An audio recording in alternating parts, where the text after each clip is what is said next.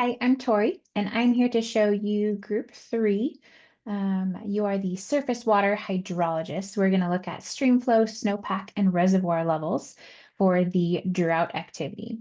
So as you can see in your student worksheet, you are going to create 2 to 3 slides to share with your classmates that include an explanation of stream flow and snow water equivalent and how they're measured, as well as a couple of different maps showing stream flow, peak, snow water equivalent, and a map showing the reservoir storage. And we're looking at Colorado in April 2020 for all of these maps. So there's a couple of different resources included here on your student worksheet to help you understand some of these resources and data sets that we're looking at. But we're going to start by clicking on this link here, this USGS hydrologic unit runoff. So when you click on the link, you can see it brings up a USGS website and a map of the United States. So what we're going to do is we're going to follow the directions on our worksheet. So our time period is staying at water year. The map we'd like to look at is runoff percentile. The state, we're going to zoom in on Colorado. And we are going to change the year to 2020. As you can see, it changes to those conditions. So you are going to take a screenshot of this map right here. Make sure that you include this key down here that's explaining the map that we're looking at. And again, this is runoff in Colorado in 2020.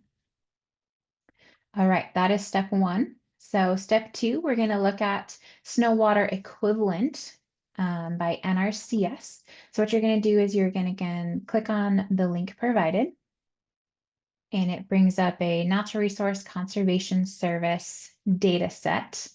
So again, we're going to follow the directions on our worksheet that say in the right-hand column, scroll down to find the section titled element. So over here, this is where we're talking. There's a lot of different options over here. So you can see element, and then we're going to select snow water equivalent. So that first option right there, and then scroll down to data frequency and duration. You can see all the way down here, this data frequency and duration, and we're going to click our frequency as daily. Time is going to be end of day. Our year is going to be 2020. And our year is 2020, our month as April.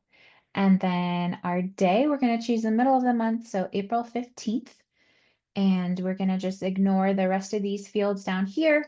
And now you can see it's updated our data set. We're going to zoom in on Colorado. Okay, so kind of center it on your map here. And you're going to take a screenshot right here of this map and add it to your slides. And then you're going to find the SNOTEL site that's closest to you, ideally in your own watershed.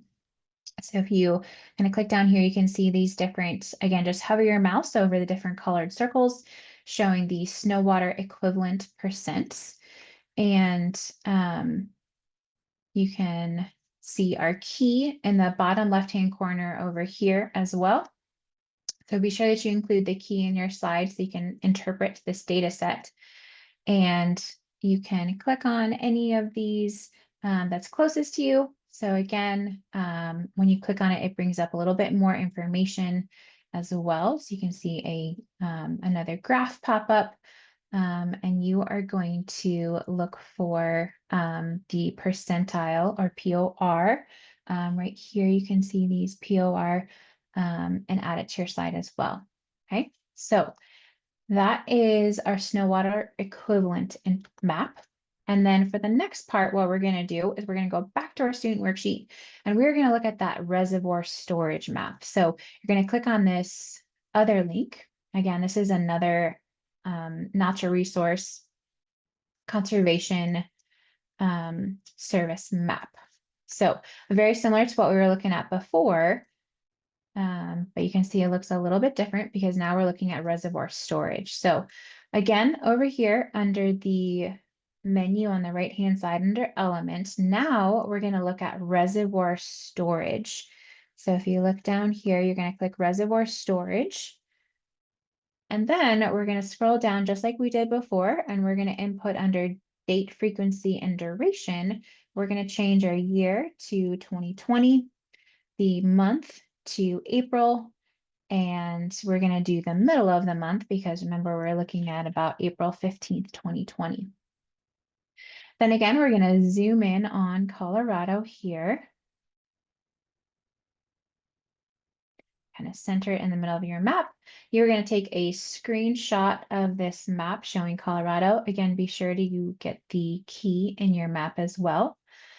And you're going to find the 3 reservoirs that are closest to you. So just like before, you can hover your mouse over the little dots, the data points, and this will tell you the different reservoirs. So for example, if I was clicking down here on Silverjack Reservoir, it'll tell me a little bit more information. And you can see again these different parameters that you're looking for. So the median average reservoir storage in here as well. And again, you're going to look at 3 different ones that are closest to you, include that data in your slides, and share this information with your classmates.